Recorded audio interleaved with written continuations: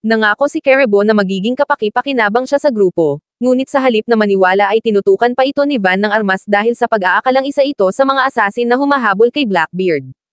Mariini yung pinabulaanan ni Caribou at sinabing kung papatayin siya ng dalawa ay malalagot ang mga ito kay Blackbeard. Napatanong si Van kung bakit niya iyon nasabi kaya paliwanag ni Caribou na iyon ay dahil may impormasyon siya na tanging siya lang ang nakakaalam. Gayunpaman, hindi pa rin niya napaniwala ang dalawa kaya kahit labag sa kalooban ay napilitan na si Caribou na magbigay ng clue tungkol sa kanyang nalalaman kapalit ng kaligtasan niya. Sinabi niya na tungkol yun sa ancient weapons kaya animoy nagdalawang isip sina Katerina at Van. Dagdag pa ni Caribou na sila pa lang ng Straw Hats ang nakakaalam ng tungkol doon kaya sigurado siya na matutuwa si Blackbeard sa impormasyong nalalaman niya. Samantala, patuloy ang pagwasak ng mga pacifista sa mga barko ng Navy at gumagamit pa ang mga ito ng bubble shield para hindi tumalab ang mga bala ng kanya ng mga Marine. Hindi nagtagal ay sabay-sabay na nagpakawala ng laser beam ang mga pacifista na siyang nagdulot ng pagkawasak sa maraming Navy ship, kaya naman napilitang ipag-utos ni Vice Admiral Doberman na umurong muna sila. Napag-usapan ng iba pang mga Vice Admiral na si Vegapunk umano na siyang lumikha sa mga pacifista ang nagbigay ng kapangyarihan sa isang pirata upang kontrolin ang mga iyon, kaya itinuturing na nilang isang traidor sa government ang siyentipiko.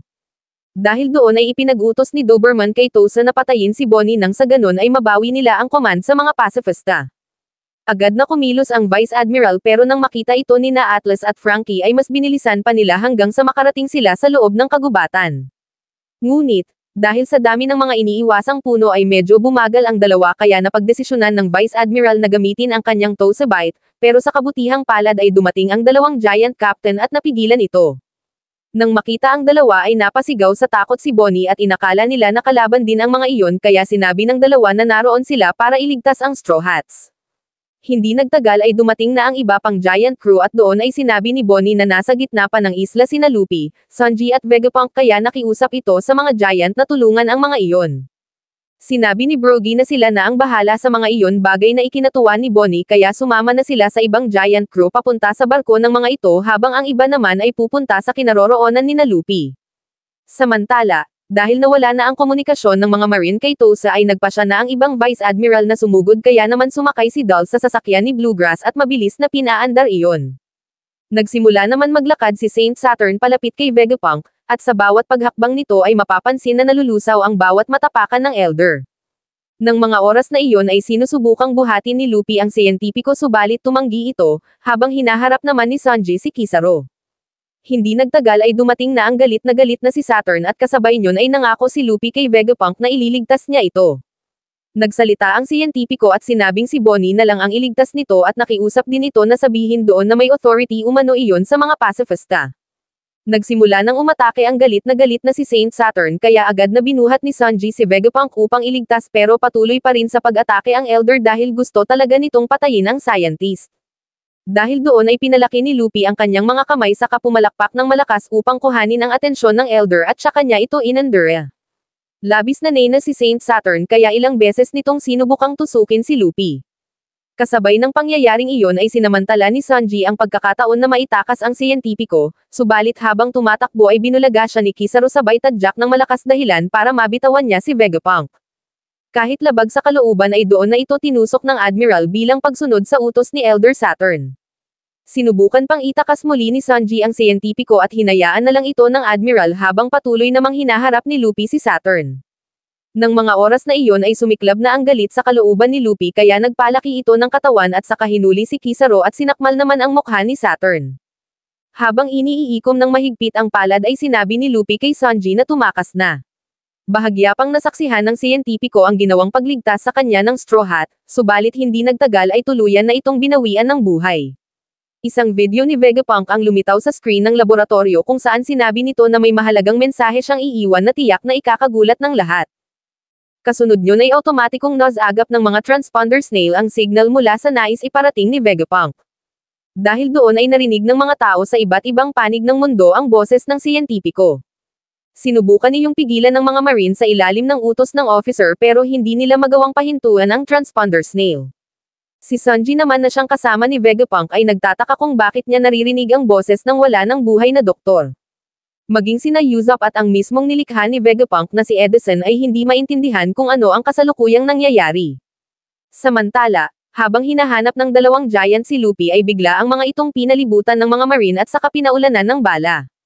Ngunit ni Katie Ting ay wala iyong talab sa dalawa bagay na labis na ikinagulat ng mga marine sabay tinapos na sila ng mga giant. Habang patuloy na naririnig ni Luffy ang boses ni Vegapunk ay inisip nito na maayos pa ang kalagayan ng doktor kaya sinabi nito na ang kailangan niya na lang gawin ay tapusin sina Kizaru at ang Elder. Sa Holy Land, nagtataka ang mga tao kung ano ang sasabihin ni Vegapunk, habang iniisip naman ng mga elders na isinaayos ng siyentipiko ang mensahe na iyon para mag-play lamang kapag ito ay namatay. Wala silang ideya kung tungkol saan ang mensahe pero sigurado sila na masama ang kalalabasan kung wala silang gagawin para pigilan iyon. Ipinalabas sa Dressrosa ang naka-record na video at kahit na ipinamamalitan ng mga Navy na ang Straw Hat ang may kasalanan ay hindi yun pinaniwalaan ni na Rebecca. Sa Windmill Village naman ay napapaisip din ang mga tao kung ano ba talaga ang sasabihin ng siyentipiko kaya karamihan ay nakaabang sa transponder snail na hawak ng isang lalaki. Nagsigising naman ang mga tao sa Water 7 at kasabay nyon ay ipinag-utos ni Iceberg sa kanyang secretary na ihanda ang mga video transponder snail para mapanood nilang lahat ang tungkol sa sasabihin ni Vegapunk. Sa World Economic Journal ay kasalukuyan ng nanunood sina Morgans habang sakay sa floating ship kaya nag-alala si Vivi sa kalagayan ni Luffy sa Egghead Island. Sa West, North at South Blue naman ay pare-pareho na ring nakaabang ang mga tao upang masaksihan ang sasabihin ni Vegapunk. Kasabay ng mga pangyayaring iyon ay nagtataka ang Revolutionary Army kung ano ang nangyayari, kaya napatanong si Sabo kay Dragon kung isisiwalat ba talaga ni Vegapunk ang katotohanan sa buong mundo. Samantala, habang nakasakay sa Giant ay nag-aalala pa rin si Bonnie sa kanyang ama hanggang sa hindi nagtagal ay natanon na nila ang barko ng mga Giant. Namangha sila sa laki ng barko pero biglang nag-alala si Bonnie sa kalagayan ni Vegapunk at ng iba pa. Kasabay ng pangyayaring iyon ay muntik nang tamaan si Luffy ng laser beam ni Kizaru pero mabuti na lang at nakaiwas ito. Dahil doon ay pinahaba ng ating bida ang kanyang mga braso at saka ipinalakpak ng isang beses, at sa sobrang lakas ay napirat ng singnipos ng papel sina Kizaru at Saturn. Hindi pa doon nagtatapos dahil pinaglaruan pa ni Luffy ang dalawa at saka inihagis na animoy flying saucer dahilan para tumama si Kizaru sa isang barko kaya agad iyong sumabog.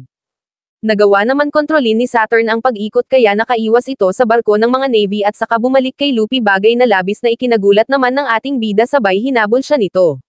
Mas pinili na lang ni Kizaru na manatiling nakahiga na lang doon para sa kaibigan na si Vegapunk. Habang hinahabol ni Saturn si Luffy ay sinabi ng mga elders na wala na silang oras kaya sinubukang tusok-tusukin ni Saturn ang ating bida hanggang sa mahulog yun sa lupa. Pagkatapos ay nagsagawa na si Saturn ng summoning technique kasabay ng iba pang mga elder, kaya naman nagdilim ang paligid at nagkaroon ng matinding pagkidlat. Dahil doon ay nag-alala si Sanji at inisip na baka dumating din doon ang iba pang mga elder.